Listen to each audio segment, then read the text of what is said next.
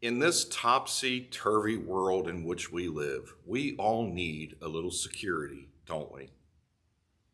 Hello, everyone. I'm Matt Sergent, and I'm the pastor of Chapel United Methodist Church in Vienna, Virginia, and I want to welcome you today to Wednesday's Word.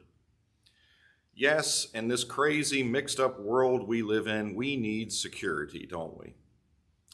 You know, I'm reminded when I think about security, I think about security blankets. Do you remember Linus in that great cartoon, Peanuts? Remember what he always carried around? It was his security blanket. Yeah, we all need security, don't we? And you know, as Christians, we have security found in the Scriptures. And one of the greatest Psalms of all time is a great source of security. Do you remember this one? The Lord is my shepherd, I shall not want. I'm sure you've heard it. Yes, it's Psalm 23. He maketh me to lie down in green pastures. He leadeth me beside still waters. And when is that psalm most often read? Usually it's funerals, isn't it?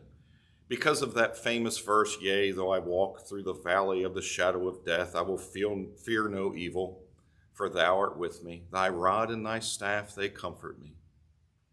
Yeah, it's a great psalm, isn't it? And it's a great psalm to be read at funerals, but it's a psalm of everyday living. It's not just a psalm about darkness, walking through that valley of the shadow of death.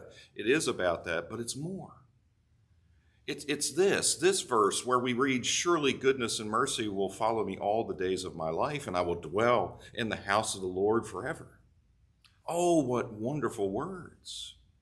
Because that means God's presence is always with us. It's not just about the shadow of death. It involves living life in the constant awareness of God's leading presence and provision. That's what it's really all about. So it's about everyday living. Living now in the house of the Lord, not just in a future sense, but a presence sense of being in God's presence, which is God's house, all the time. You want to talk about security? Psalm 23 provides us that security. It's like a security blanket. So remember, friends, when you feel like you're being tossed and turned in this topsy-turvy world, go to Psalm 23. Remember Psalm 23. Maybe you've memorized it, but if you haven't read it in a while, read it again and study it. You will find that it truly is a security blanket for all of us.